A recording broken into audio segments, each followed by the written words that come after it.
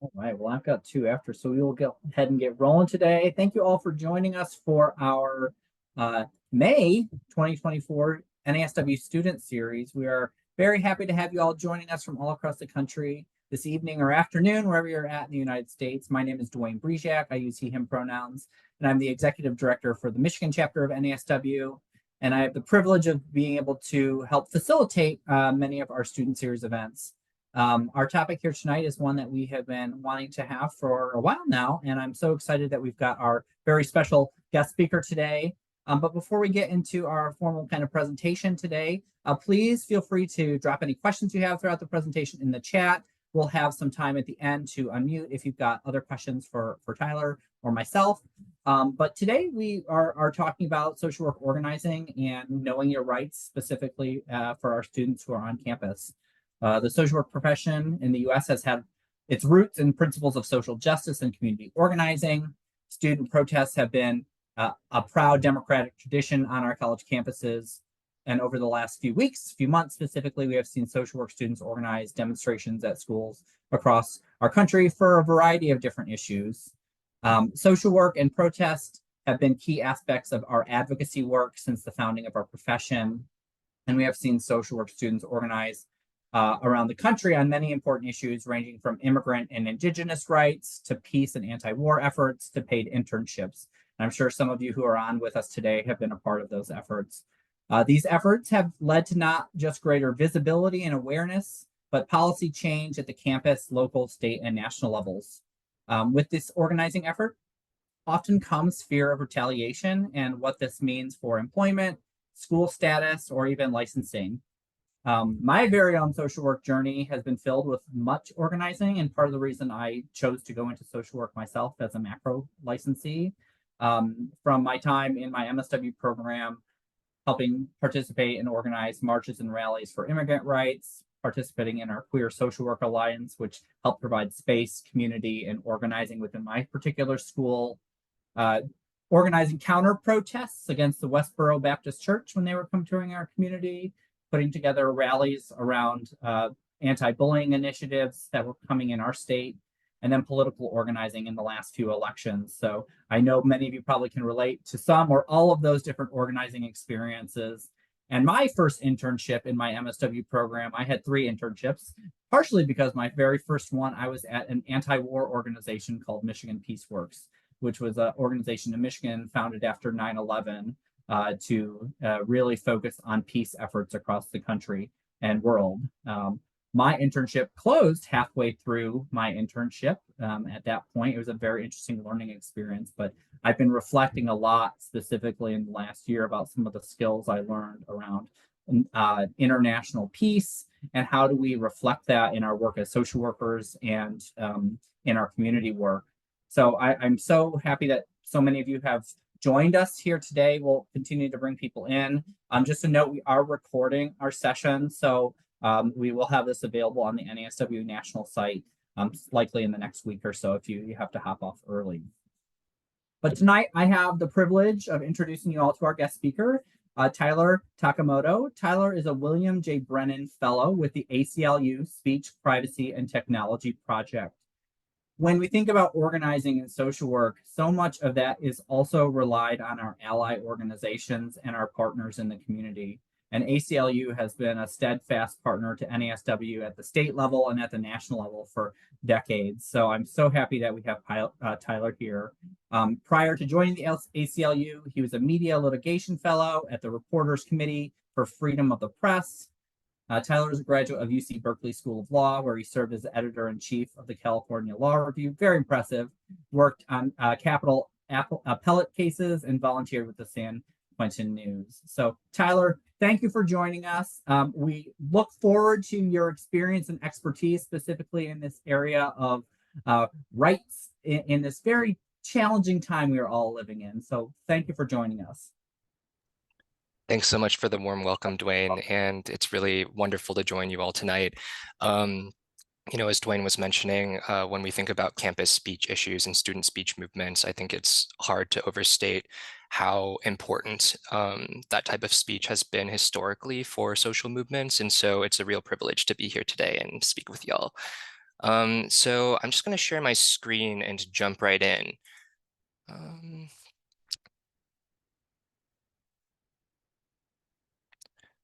So as Dwayne mentioned, in my current role, I am an attorney and legal fellow with the team at the ACLU that works on First and Fourth Amendment issues. As part of that work, I've been recently involved in our case on behalf of Students for Justice in Palestine in the University of Florida campus after the chancellor and campuses released public documents indicating they were going to attempt to shut down those chapters.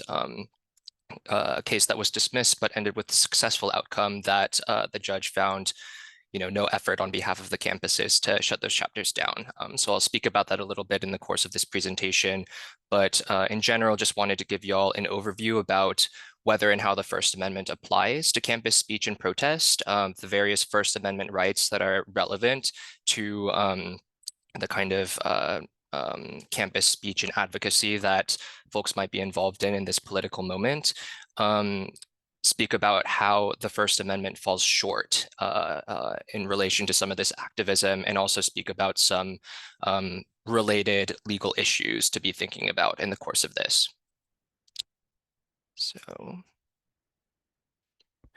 So once again, just to overview, the First Amendment is a powerful tool and it has many different rights sort of under its umbrella, but it is a limited tool and it's one that only applies in limited circumstances. So I'll talk about what some of those are. As I mentioned at the top, there are many legal issues beyond the First Amendment to be thinking about. Just a caveat, I am not an expert in all of these issues, but I'm just going to flag them to be aware of as things that folks who want to engage in this activism should be considering and seeking further information about.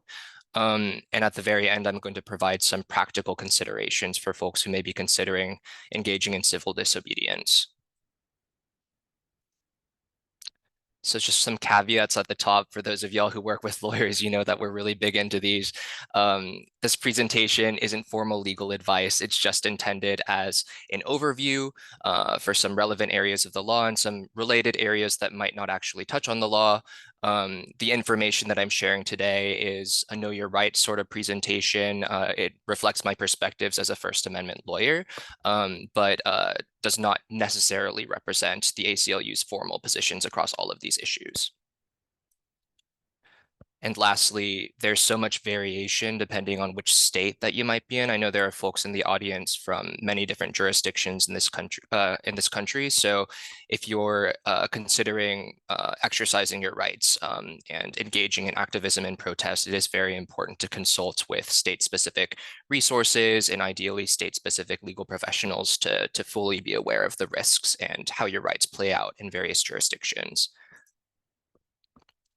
So to jump right in, to give an overview of what the First Amendment is and how it applies. The First Amendment, like most constitutional protections, applies against government actors. This includes public schools and public school officials, and it prevents them from suppressing speech, punishing or retaliating against speakers solely because of their speech, or interfering with freedom of association. And this is particularly in settings where the government actor has discriminated on individuals or groups because of the content of their speech or because of the viewpoint of the speaker. The First Amendment, as I mentioned, is pretty limited. It doesn't protect against unlawful acts, for example, trespass or harassment, even if those acts have an expressive component to them.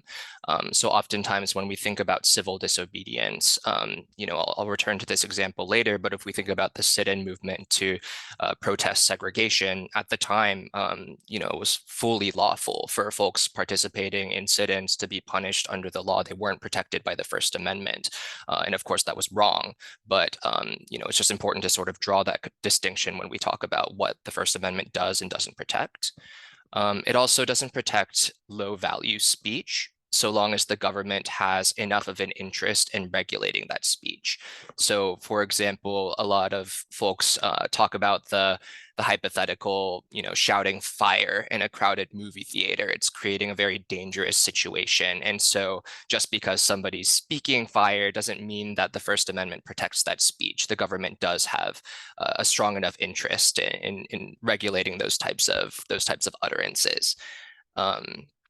It also doesn't protect speech and association in privately owned settings. So this is really important for the folks at private schools to know.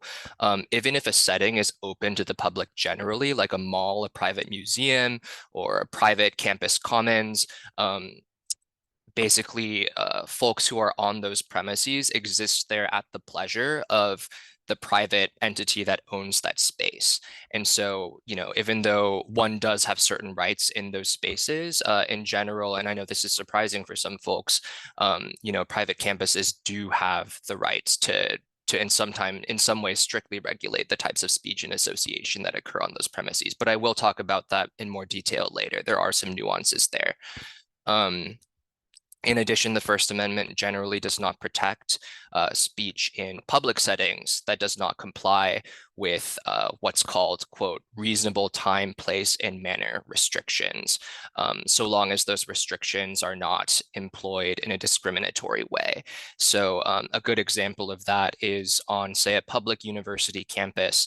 The campus is free to basically say, students, you can protest, but you kind of need to keep the noise down after 8 p.m., like enforcing a noise ordinance. Or for example, you can maybe protest outside of a graduation ceremony, but they are permitted to say, like, you can't have a disruptive, loud protest within the building where the graduation ceremony is happening. So that's what I'm basically saying when I say time, place, and manner restrictions. But those do have to be reasonable. They do need to leave open ample alternative means for students to express, or not just students, for anyone on campus to express their First Amendment rights. So now to drill deeper into what we mean when we say freedom of speech.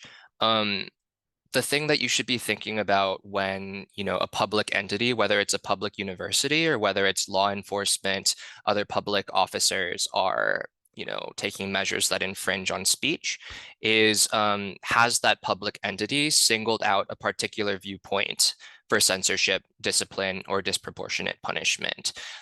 So a good example of this is, maybe we can cast our minds back to some of the 2020 racial justice uprisings. And if we had, for example, a white supremacist group on campus, and we had, a local chapter of Black Lives Matter on campus, if, for example, the public university is only really censoring the speech of the Black Lives Matter group, but they're allowing the white supremacist group's kind of speech to go forward. If, for example, they're saying, students, you can't kind of be on the quad during say 8 p.m. to 7 a.m. And they're tolerating a white supremacist group to do that. But then whenever a racial justice group shows up, then they are enforcing that sort of curfew. That's what we mean when we say, are they enacting these policies in a way that discriminates based on a particular viewpoint? So as a finer point, this includes retaliation for speech. There's pretty good case law out there that public entities can't retaliate against, for example, say a student, who's posting online, views around a particular political stance. Their employer can't look at those views and then solely based on those views, maybe revoke the student worker's employment, a scholarship, etc. And once again, as I mentioned in the previous slide, public universities, however, are free to impose those types of reasonable time, place, and manner restrictions on protest activity, and that complies with the First Amendment. Once again, so long as they aren't rolled out in a way that discriminates based on viewpoint.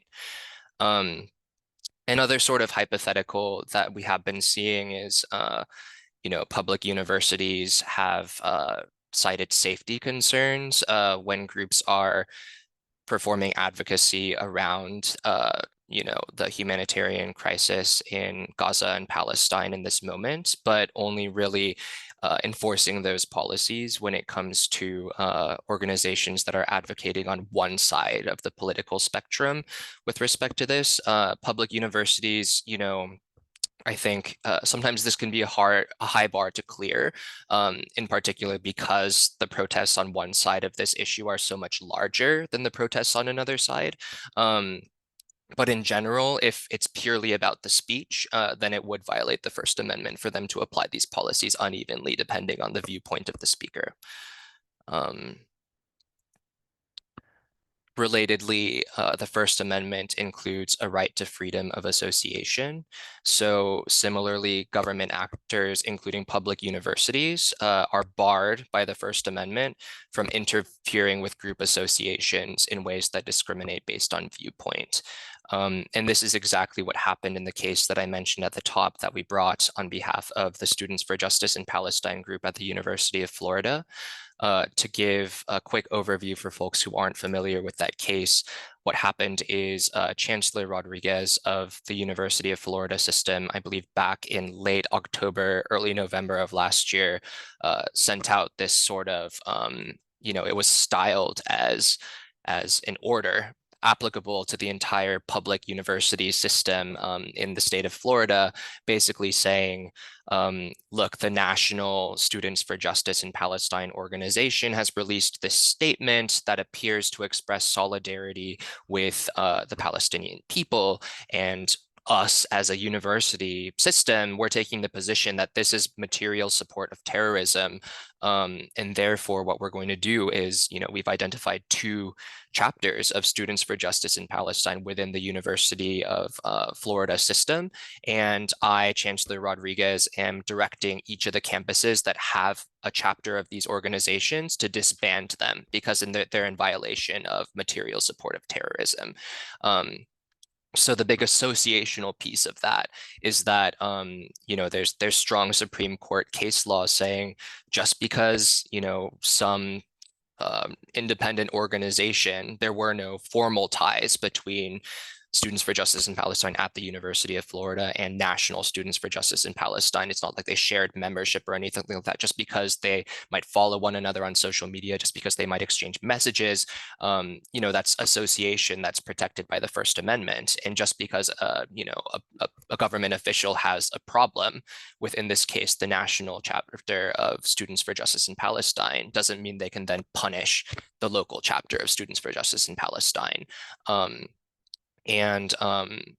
Similarly, there's a speech component to this too, even if there was a closer connection between the University of Florida Students for Justice in Palestine and the national group. Mere words, the words that they were taking to count as, solidarity with the way that the Chancellor was framing this was solidarity with a terrorist organization, therefore material support of terrorism. That kind of solidarity speech is speech that is protected by the First Amendment. So on 2 fronts, this deactivation order violated the First Amendment. I guess before I go on, maybe I can just open up for questions because I know this is kind of a lot of information. Yeah, a couple of things have come through, and folks, feel free to either drop questions in the chat, or if you don't feel publicly asking, if you want to direct message me, I'm happy to relay those forward.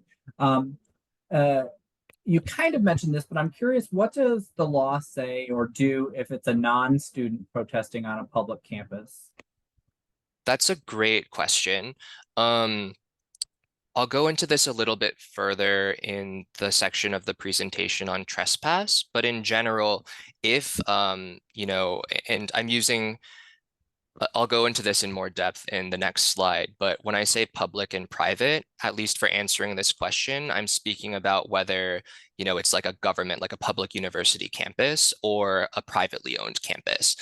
So in general, if on a publicly owned campus, the campus hasn't imposed these restrictions on who can come on and off campus, these protections apply equally to everyone who's welcome on campus. And that includes members of the public who have nothing to do with the university, who could just be community members who are there. When I mentioned the reasonable time, place, and manner restrictions, depending on whether the campus can validly claim that there's some huge kind of safety threat or, some sort of emergency that justifies them closing the campus gates to community members outside of the campus. If that happens, then,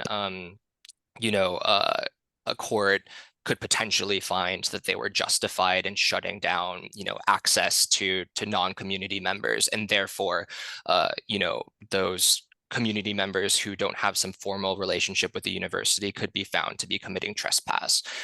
So, that is just kind of how the law works out in that situation. Once again, I'm not recommending for or against that. I recognize that many community members right now are engaging in trespass, intentionally, because they understand that they're engaging in a form of civil disobedience. But hopefully that kind of addresses the question. If it doesn't, then please feel free to ask a follow-up question in the chat. Yeah, thank you. And when you mentioned the reasonable time, place, and manner restrictions, is there any sort of guidance about what does that mean? What is a reasonable time? I think we've definitely seen this in the last few months, but as universities look to find ways to support students or like put time frames on this, is there any sort of standard that schools have to follow, or is it up to the institution themselves? That's a really good question. I think that's precisely the kind of question that one would want to ask professionals specifically in the geographic region where there are, because this is the kind of thing that's been applied so widely across different states and different jurisdictions. I think we've seen, frankly, a lot of situations where public universities are not complying with, and I'm speaking just wearing my personal hat, not my ACLU hat when I say this, but I've seen a lot of situations where I don't think that some of these restrictions are reasonable, and I think oftentimes campuses feel emboldened by some of the overheated rhetoric around safety threats to then respond in very disproportionate ways. So I don't really have a satisfying answer to that question. I think that we're all kind of trying to figure it out on the fly. I think campuses in many cases are trying to figure it out on the fly, in many cases in response to immense political pressure from constituents who want to see stricter restrictions put in place. Yeah, I know our deans here in Michigan have been chatting about what's going on and how to either support or at least know what's happening across different campuses. Question from Thomas in the chat, and then I'll go to Abby. Question is, how do groups coming to public universities that want to speak out against, I'm just going to say X community, any particular community, does that fall under harassment, or are there kind of protections for that? I'm so sorry. Could you please repeat the first part of that question? Yeah, so if you've got groups or individuals coming to a public university that want to speak against a particular community or something that may be more hate speech, is that still protected even if it may be against a university policy? That's a really good question. I think once again, annoying answer that it's going to be a really fact-specific inquiry that's going to differ, from state to state, from jurisdiction to jurisdiction.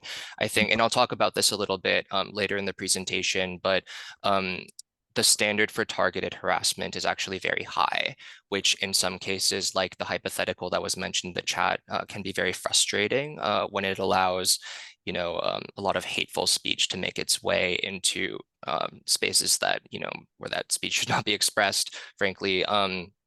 I think in some cases, though, it is helpful to have this high bar. For example, when mere protest chants right now that express a political message are trying to be framed as targeted harassment, it is important that we have these requirements, that the speech itself needs to be really tied to an identifiable individual or group in order to meet the threshold of targeted harassment. I'm not saying that that type of hypothetical would never be considered targeted harassment. I think that there is, for example, a hypothetical in which somebody, sees a particular student and then they start going after them and targeting them and saying, for example, your identity, your lifestyle, like this or this or this thing about you, is like XYZ. And, I think that it's possible that that could rise to the level of targeted harassment. It's just not something that without sort of further information, I'm able to give a definitive answer. But I hope that kind of helps. Yeah, thank you. Abby.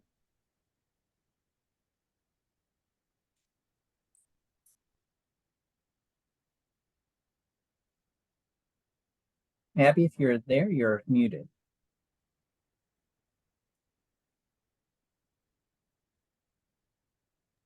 Sorry, I was muted. Can you hear me now? Yep, we can hear you. Yes. Okay. So we were at the University of Michigan campus recently, Yeah. and they have the encampments and everything up right in front of the library. And so it didn't seem like the people there when we were there were students because everybody seemed much older.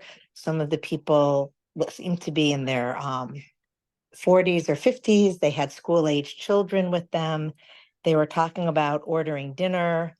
They had a list of activities up for the day. They had a schedule with things like drumming, meditation. In fact, I have a picture of it with the schedule. And there were students trying to go into the library to study. Yeah, they had campers meeting, a brunch scheduled, community mural weaving, drumming circle, a teach-in, a reflection time, kafia sale, dinner, and a movie screening. So you're talking about interfering, not, they're not supposed to interfere, but as I said, most of them didn't look like they were student age.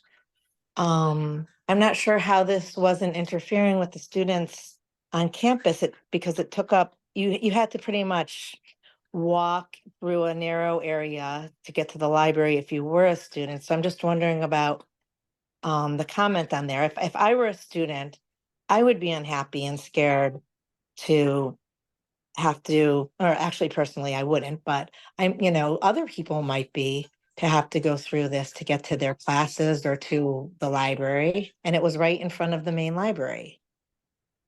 And this didn't really look like a protest. I mean, maybe just the fact of it being set up was a protest, but drumming circles and weaving things and ordering in meals. So sorry, what's the question? This seemed like it was an interference to me of activity, and this wasn't like an active protest. I mean, students are supposed to sacrifice what they're paying tens of thousands of dollars to go to school for so that people can sit in the middle of their campus and have weaving lessons and drum circles and brunch and movie screenings on their campus. So I guess how I'll try to respond to that is, exactly your point. I think you make exactly the right point, which is it doesn't seem to you that this is protest. It seems more like disruption. I think one thing that's important to consider is that likewise, judges will be asking themselves the same questions. The campus will be asking themselves the same questions. Um, the law enforcement who might be called to do a sweep of these encampments are all asking themselves the same questions. And so, once again, as a lawyer, I'm not a judge. I can't really put myself in the position of saying yes or no, that is actually just disruption. It's not valid protest, or, yes or no, this falls within the definition of an interference that should rise to the level of what the school can do something about. I think I'm just sort of here to kind of say, like, you're exactly on the right track. These are exactly the right questions that all of these stakeholders in the community are going to be asking themselves.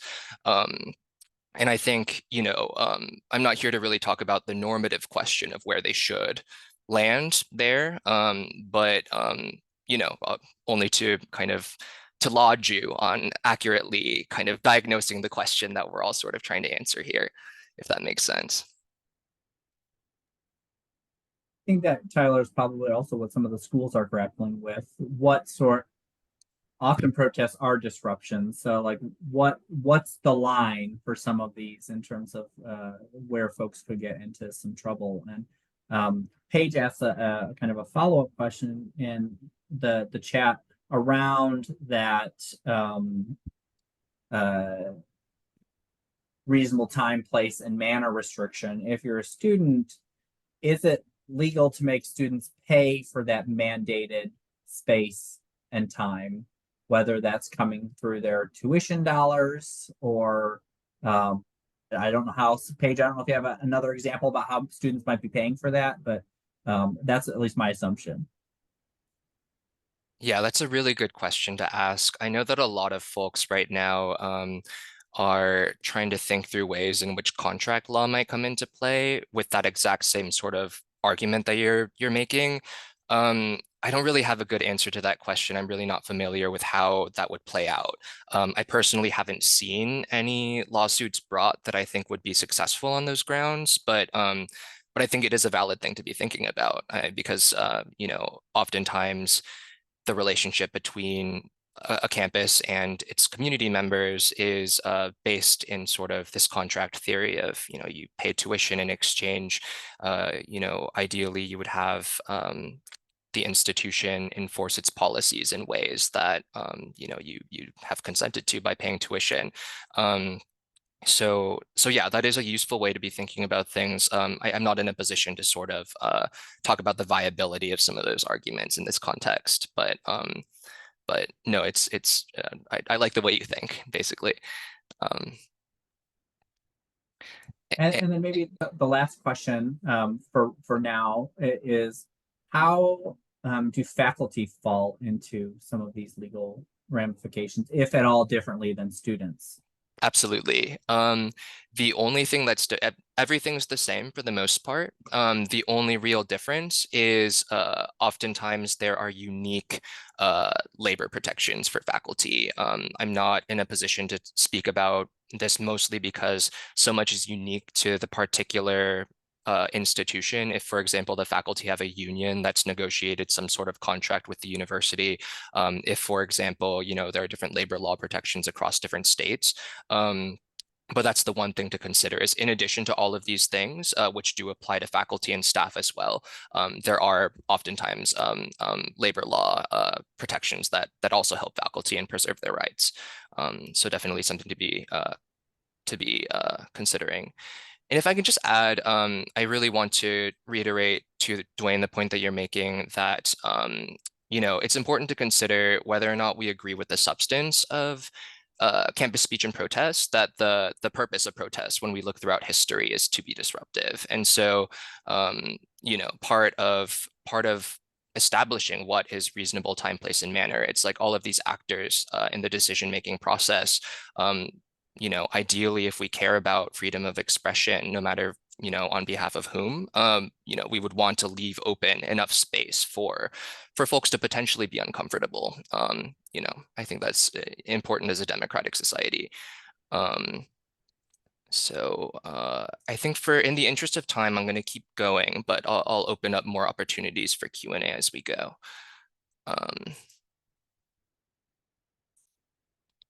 All right.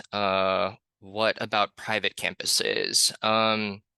So as I mentioned at the top, unfortunately, the First Amendment does not apply directly to private entities. However, many, in fact, I would say most private campuses, and I was scanning the chat as folks introduced themselves, I think the vast majority of campuses represented here in this call have internal policies that emulate First Amendment protections. So, you know, once again, this is something that can be a long shot, but in theory, campuses cannot legally depart from those policies or enforce them in discriminatory ways. And that's grounded in the due process clause of the Constitution. It's not an argument that the team that I'm a part of has currently been sort of advancing on these issues, mostly because we specialize in the First Amendment and not in sort of making these due process arguments in the private setting. But I do want to make clear that just because the First Amendment doesn't apply to a private campus doesn't mean that someone might not be able to take advantage of those same arguments when they're trying to get the campus to, you know, leave enough room open for student and campus community speech. And taking it a step further, some jurisdictions like California have actually passed legislation that applies First Amendment protections to private campuses. So the Leonard Law in California makes it so that campus community members cannot be punished by private universities in ways that discriminate, you know, just purely on the basis of their political speech or viewpoint. And additionally, when private campuses involve public law enforcement officers, as we're seeing across a lot of different public campuses right now, private campuses right now, those law enforcement officers are bound by the Constitution. And I'll speak about this a little bit later, but as we know, there are limits to excessive use of force and wrongful arrest that do apply in a situation like that.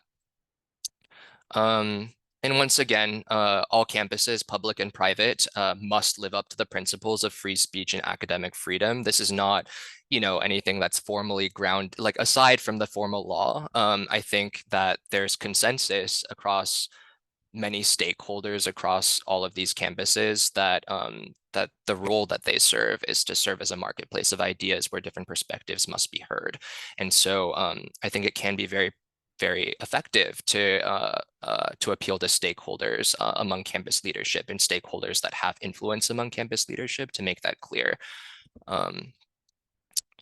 Okay. The next sort of First Amendment piece that's relevant on both public and private campuses that I'll talk about is the right to record.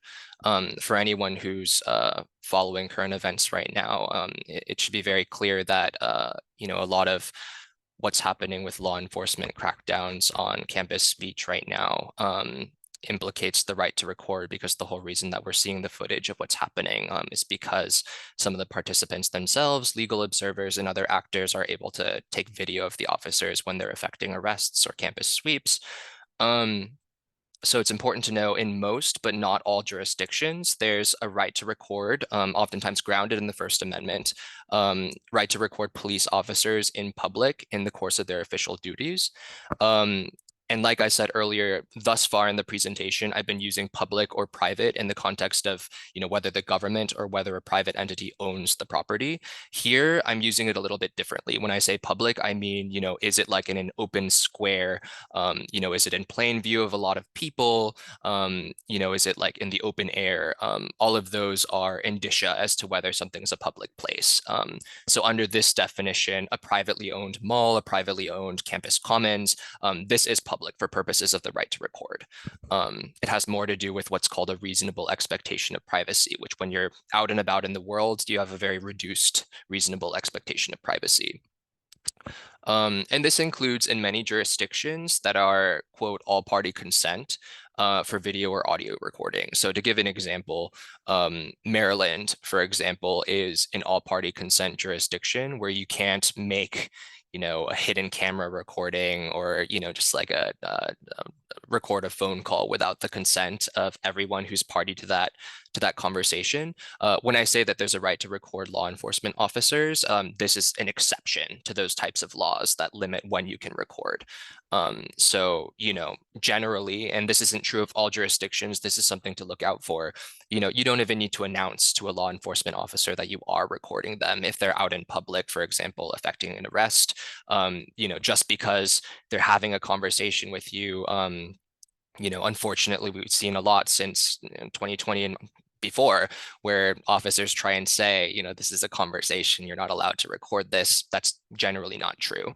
And in fact, there's no jurisdiction where courts have rejected the right to record. It's only a matter of, a number of jurisdictions have affirmatively recognized this right, and that number is growing. So that includes, I just listed them out. I'm not going to read them all out. Perhaps if you look at this bullet point list, you'll see that you happen to be in a jurisdiction where there is an affirmatively recognized right to record law enforcement officers. I know that because a lot of folks here are from Michigan. I just wanted to do some reading.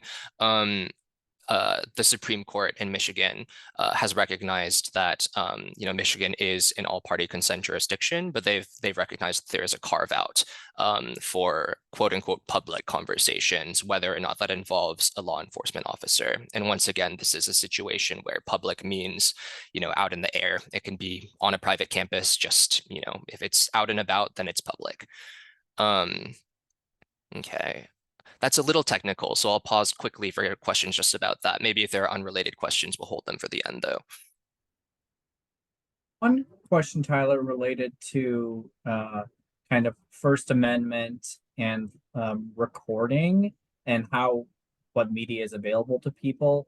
I know there's been some additional concerns related to the potential ban of platforms like TikTok and how people are able to express or get out what they're seeing. Yes. I don't know if there's a question there, but I know the ACLU is also taken some positions on that sort of topic area. But Yes. I guess the question is in terms of like platforms where people are putting this information out on, and is there any that would potentially get folks into a different level of trouble if it showed up on X thing versus whatever, Facebook or Twitter?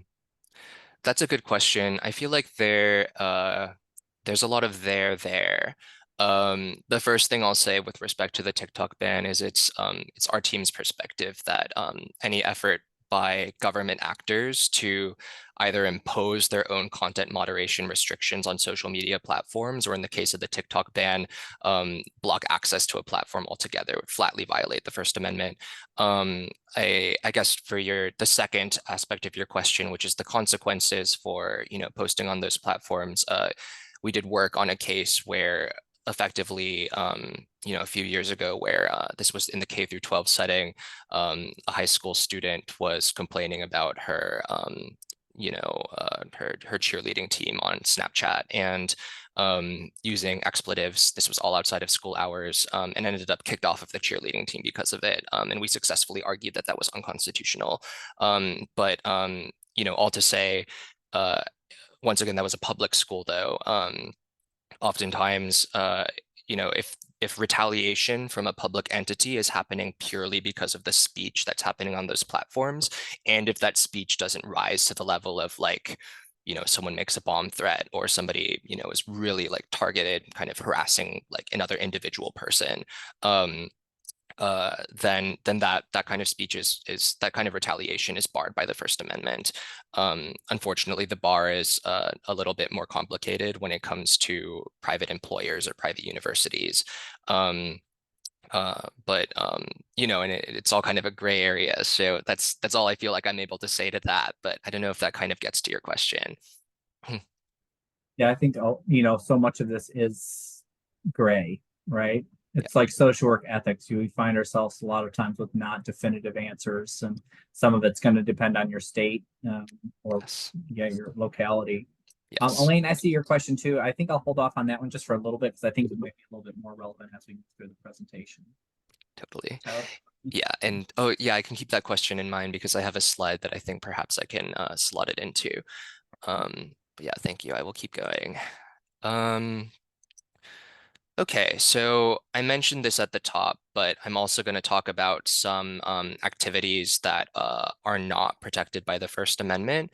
Once again, another happy disclaimer because I'm a lawyer, but this isn't formal legal advice. Also, I'm not, opining on what's right or wrong, what folks should or shouldn't partake in. I just want to flag that historically civil disobedience has played a role in many social movements. Here are some examples. So just want to say we are aware that inevitably when we're talking about the First Amendment, folks are going to engage in things that fall outside of the scope of the First Amendment, which is why I'm going to talk about the consequences for that in this presentation. And in particular, risks can be heightened for folks who kind of put themselves on a limb outside of the First Amendment's protections. If they happen, not to be US citizens, whether they're undocumented or whether they're here on student or work visas. These risks can be more serious for folks who have prior criminal or disciplinary history. Of course, these consequences can fall more harshly on folks who are lower income, who are part of the campus community and rely on scholarships, work study, other sort of things that can be stripped away as a result of disciplinary infractions. Of course, these risks are more serious for folks who might have unique health and/or accessibility needs. And also, these risks can be much more serious for folks who are disparately subject to law enforcement violence and/or surveillance for whatever reason. So just to run through a few categories of what doesn't fall under the First Amendment's protection, as soon as folks fall outside of the zone of the reasonable time, place, and manner restrictions, and this is kind of actually responsive to Elaine's question, I think. If a protest, for example, becomes more violent to the extent that I think everyone can kind of agree, like, whether or not it's morally right, a campus might be legally within its rights to call law enforcement and escalate the situation. I think at that point, that's where, folks who belong to some of the higher risk groups that I mentioned might want to remove themselves from the situation. I'm also going to cover like a few tangible things that, folks who might, anticipate that kind of situation might want to take. Also unprotected by the First Amendment is trespass, even if it's expressive. Once again, private campuses are pretty free to regulate who can come on and off their campus. And if somebody who doesn't have consent to enter the campus happens to be there, the campus is within its rights to expel or try to punish that person. Destruction of another's property, I should say, even if it's expressive. Once again, just because there's an expressive component to it doesn't make it subject to First Amendment protections.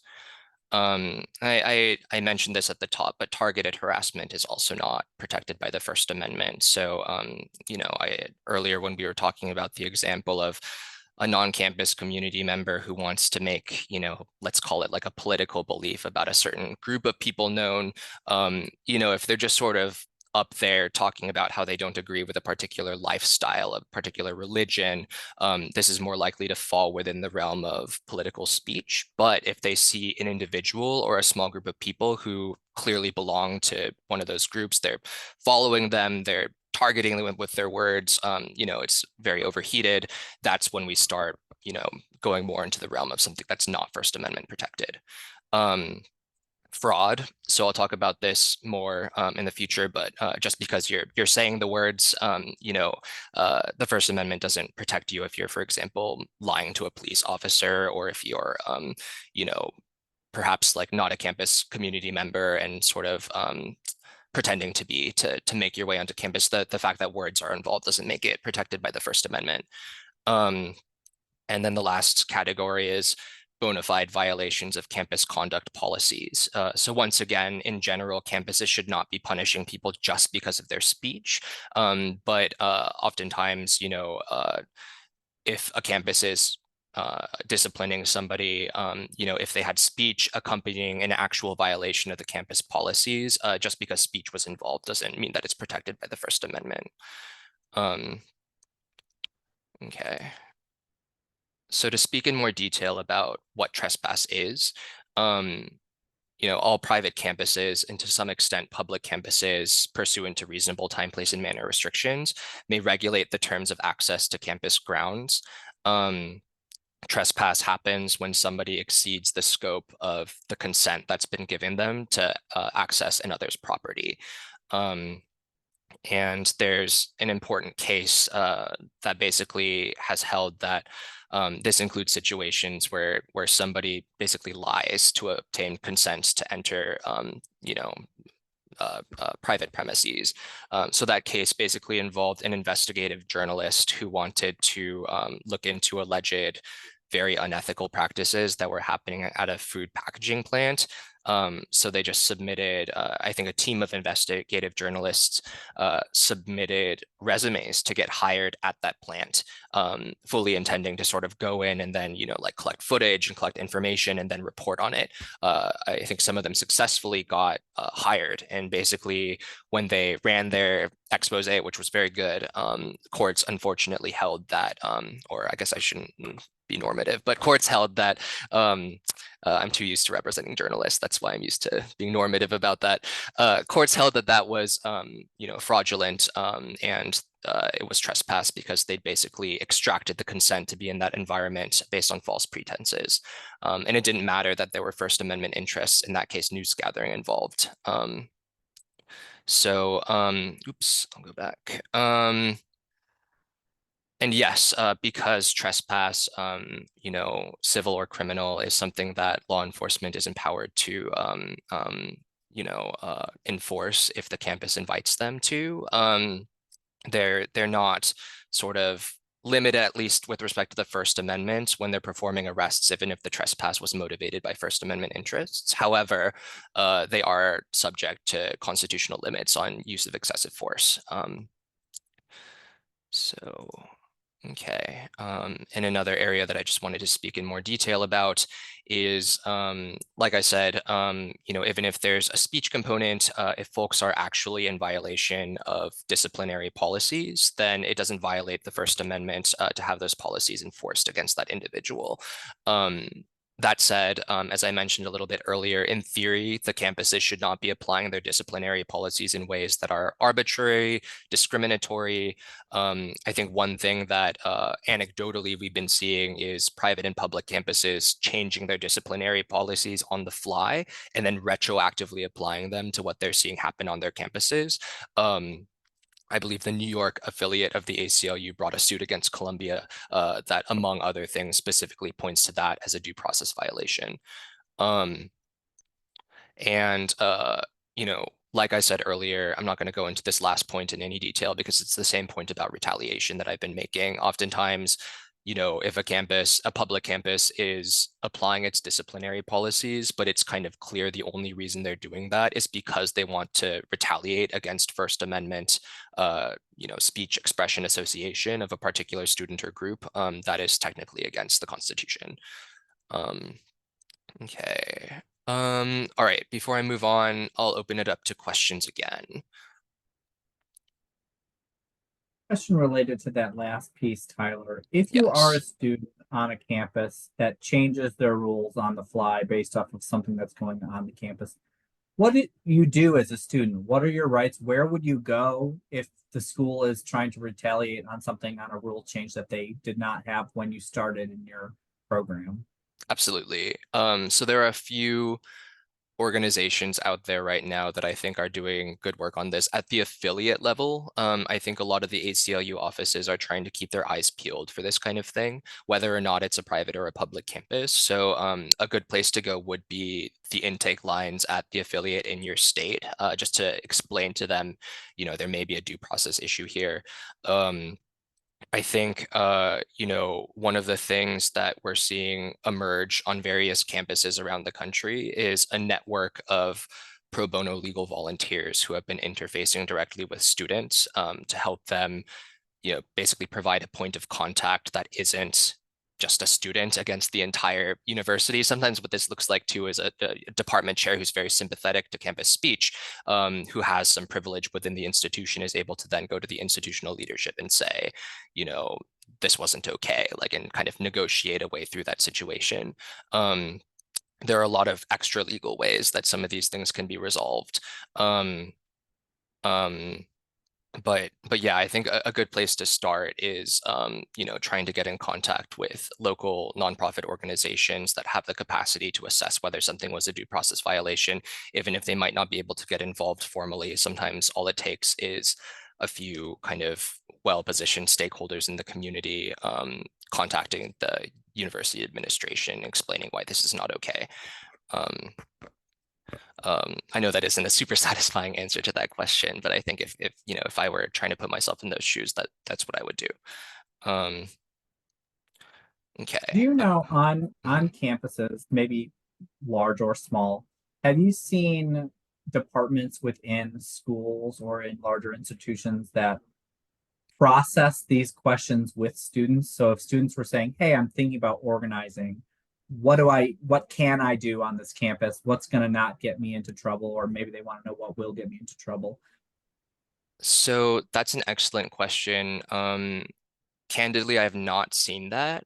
I think a lot would depend on how amenable the university administration would be to have a productive conversation about that. I think what's more common is, and once again, I'm speaking anecdotally at this point, taking off my ACLU hat.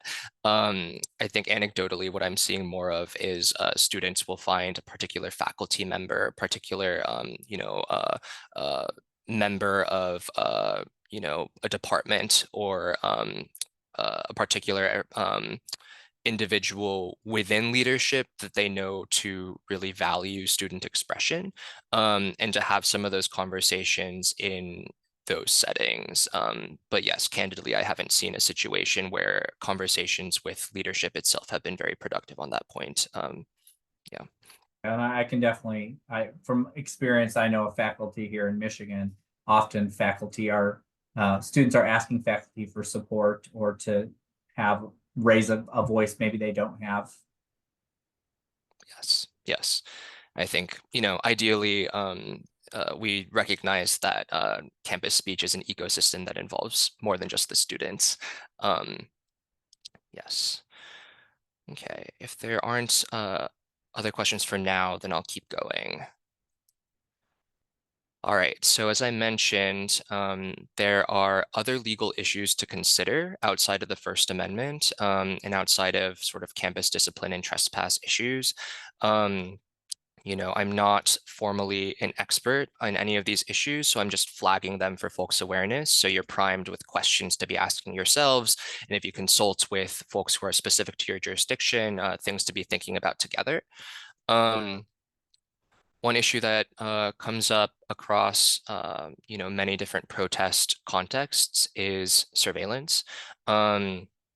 Both private and public surveillance.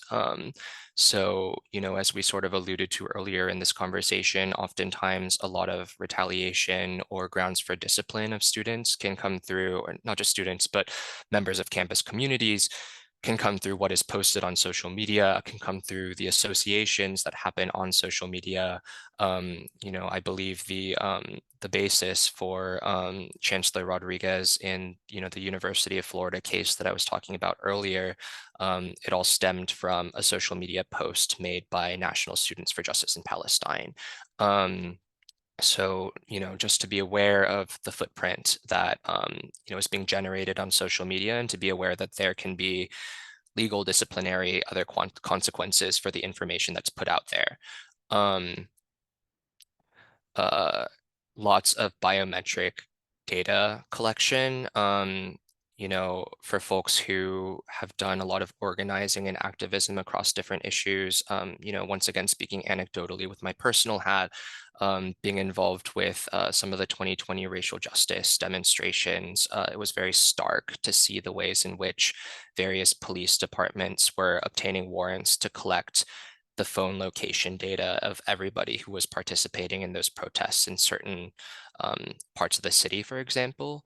And that can be very problematic because, as we know, if there is, for example, something illegal that happens, it's really concerning, I think, for those who care about civil liberties, when oftentimes, you have this vast collection of biometric data like facial recognition, which is notoriously inaccurate when it comes to certain racial features. When it comes to geolocation data, where, somebody could have just been at the wrong place at the wrong time, but happened to be nearby a place where, say a rock was thrown and, like crashes through a window or something. And, the prosecutor seeks vandalism charges against literally everybody who was in the area, including people who either were participating very peacefully in a protest or people who weren't even involved in the protest at all. All of these surveillance pieces are things to be aware of for those purposes. On a similar note, arrest and criminal prosecution, things to be thinking about is, local officials have a tremendous amount of power and discretion when it comes to whether and how arrests are carried out, whether and how criminal charges are brought. A lot of situations that we're seeing is folks who participate in, nonviolent civil disobedience are being arrested because they are committing trespass, for example, but a local prosecutor is recognizing that because this was a relatively nonviolent situation, it would be kind of a waste of resources to pursue prosecution of every single person who was involved in the protest. So fine, we're going to let the arrest stand, but we're not going to seek charges against any of these individuals. So just something to be thinking about is there are all of these steps in the criminal legal process where, there are points for intervention, there are points for risk, there are points for, just trying to understand how our rights play out. This underscores the need to ideally be in contact with legal counsel who specializes in criminal law in the particular jurisdiction where you may find yourself. I am not that person, unfortunately, so I'm not able to answer questions about this, but I do want to flag it as a really important thing to be thinking about. Again, immigration consequences. I mentioned earlier for folks who may be undocumented, for folks who may be here on a student or a work visa, the consequences of an arrest, the consequences of student discipline that leaves somebody, unenrolled for a particular term or unable to access their campus employment for a particular term can have catastrophic impacts on folks who are sort of, in this country at the pleasure of our government. So this is something that's really important to consider, when engaging in campus speech. And ideally through the lens of, once again, a legal professional who specializes in immigration, which once again, I am not that particular individual, but very important to be thinking about. Housing consequences, on the ground, once again, anecdotally, seeing a lot of situations where folks who might live on campus are being subject as a form of discipline to being barred from campus, which effectively means that they can't access their place of residence. Unfortunately, on many private campuses, residents often lack formal landlord-tenant protections, but that's not true across all campuses. And this is something to be, once again, consulting with relevant professionals in your jurisdiction. And lastly, employment consequences. I mentioned earlier that faculty in particular may have access to enhanced protections around their various unions and around their departments when it comes to these employment consequences. Additionally, oftentimes graduate students have their own unions when it comes to the work that they do for the university. Those can be very important points of contact for folks considering putting themselves out on a limb if they know that their union is going to have their back. I think oftentimes the risk calculus can look very different. But also to flag, as we flagged earlier, the First Amendment doesn't protect from retaliation in the same way when your employer is private. So just something to keep in mind. Okay. I think the other thing I think about on that slide too, Tyler, that we Yes. get a lot of is, will my civil disobedience, my protesting impact my license or my ability to get a license as a social worker? And I will again kind of reiterate Tyler's, there's no definitive answer, yes or no. It will really be case dependent. There are many, many social workers who have been arrested for civil disobedience that have been licensed for decades. In my decade in the profession here in Michigan, there's never been a licensing complaint or somebody removed their license because of something they've done around organizing efforts.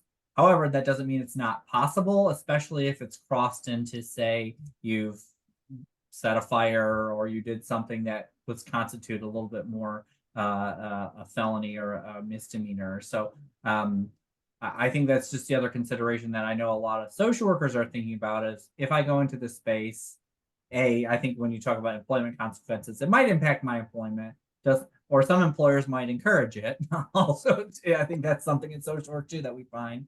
But I would absolutely check with your state's licensing board to see if that is something that has been something regularly that has had disciplinary action. I know nationally it's not something that we have seen. And I think NASW would generally advocate for our social workers in that situation. If you are somebody who is especially licensed and has liability insurance, you may also want to just talk to your liability provider ahead of time and just get their thoughts. They'll probably tell you something very similar to what I said, but it doesn't hurt to touch base with those folks who might ultimately have some legal guidance for you if you do get arrested. Thank you for adding that point, Dwayne. Before I go into the last part, which is just some practical considerations for folks who will be engaging in civil disobedience, I just wanted to open it up for questions about this. Are there questions from folks?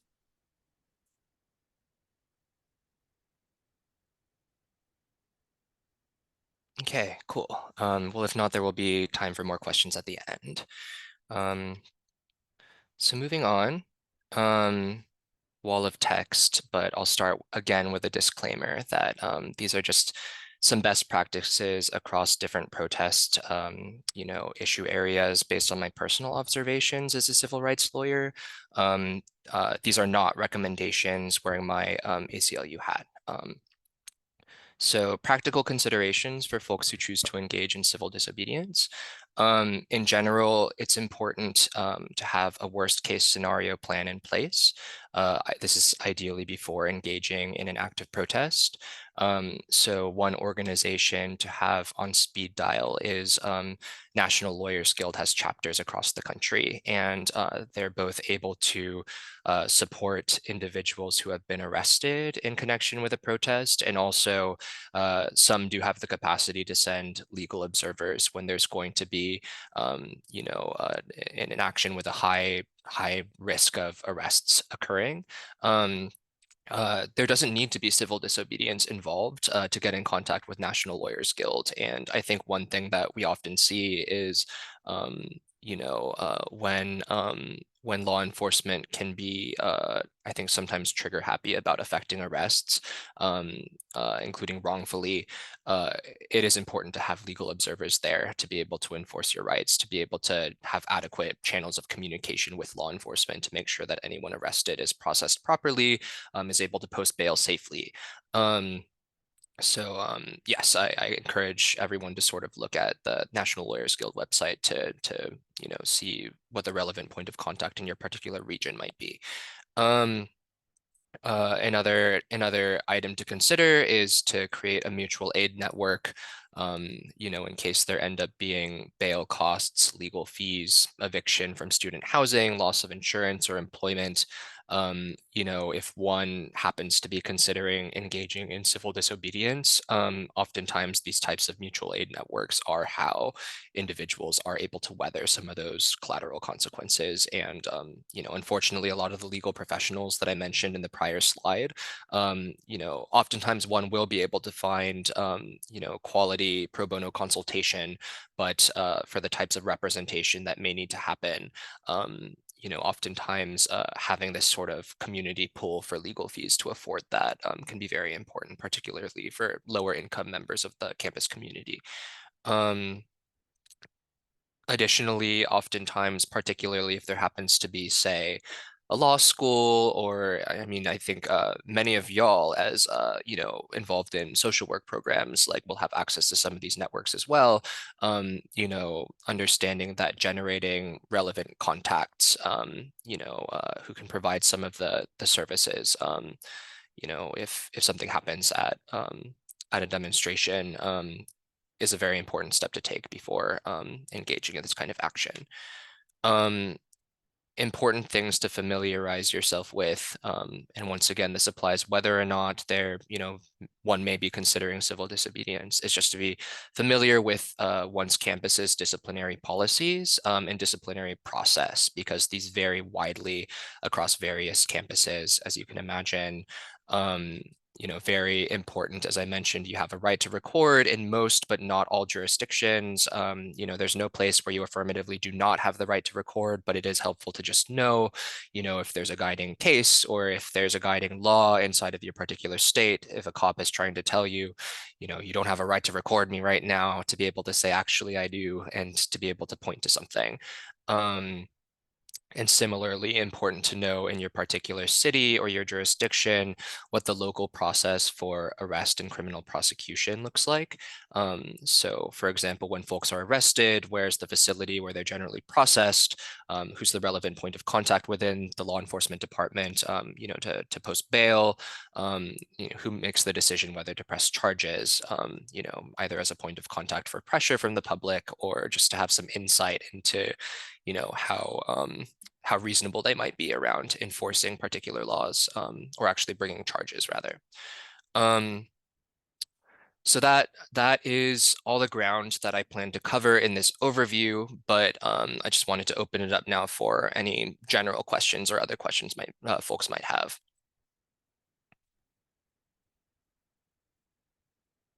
Folks are plopping their questions into the chat. I want to say thank you, Tyler. This is a wealth of information, and I know it is kind of one of those ones in social work that probably could be repeated on loop with all the organizing we do as a profession. If folks have questions, please feel free to either use the raise your hand feature, or if you want to drop those into the chat. The other piece of advocacy I'll just always mention in a group like this is please make sure you're registered to vote and know your voting information. Sometimes when we talk about local policing or local ordinances, that is often tied to the people who are elected in your area. So make sure you're just aware of kind of who's making those decisions for you. And even at our school levels, oftentimes we're voting for the regents and that sort of folks in our state. Other questions or thoughts for Tyler as we kind of get our time for today?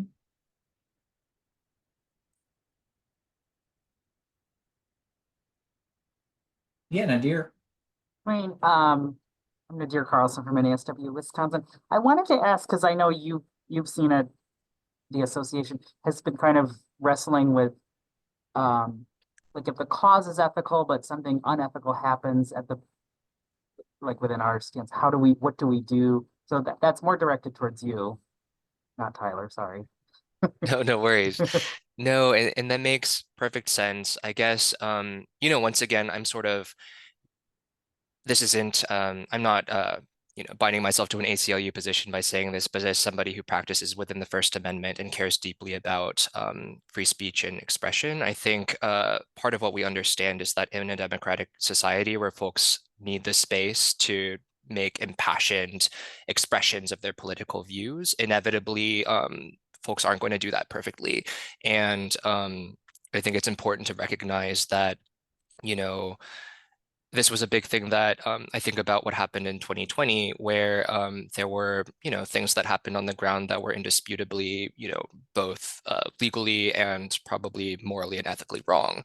And yet, to me, that doesn't take anything away from how important I personally think the long fight for racial justice in this country is, and how important I think it is for us to seriously engage with the ideas of the activists who are sort of bringing their various demands and their various ideas forward. And I think, too, like one of our cases that's on behalf of DeRay McKesson is precisely this. It's that somebody threw a rock or a brick at one of those 2020 protests and it hit a law enforcement officer. And the law enforcement officer tried to sue DeRay McKesson for planning like the protest where that happened. And I think it's really dangerous for the First Amendment for us to basically hold, basically ideas and political advocacy accountable for the actions of individuals within the kind of orbit of the advocacy who don't necessarily represent the core ideas behind the movement. So that's how I'd respond to that, I don't know, that's just my 2 cents.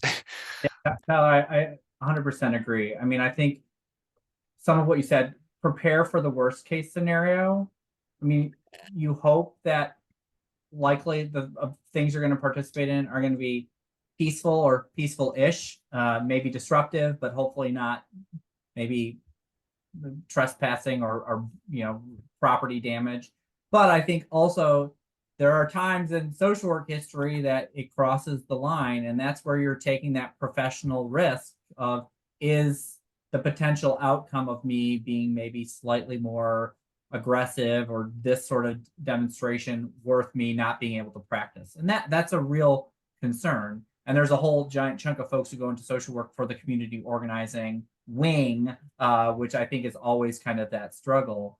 Some of my advice would be, this is a group sport, right? Protesting, Tyler and I were kind of talking about this, is if you're involved in social justice work, oftentimes you're seeing the same people at lots of different types. We care about a lot of things, right? So you see people at different sorts of organizing. Know what you're stepping into as best you can, know who's going to be there, have friends or colleagues that are coming with you when possible, so you have kind of that buddy system of protection.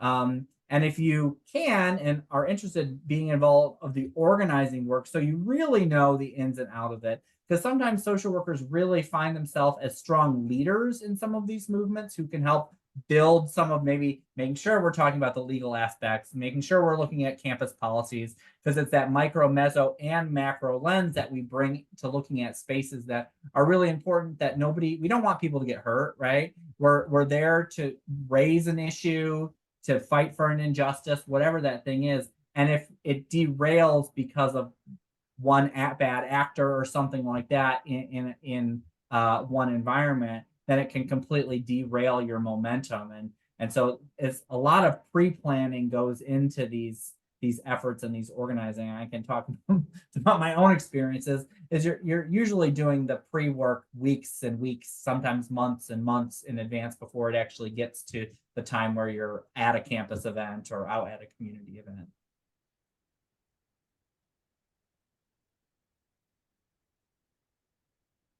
Questions?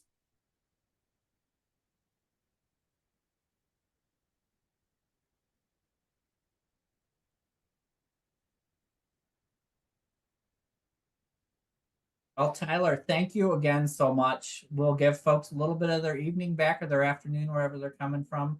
I really appreciate you all being with us. If folks have further questions, please feel free to reach out to me.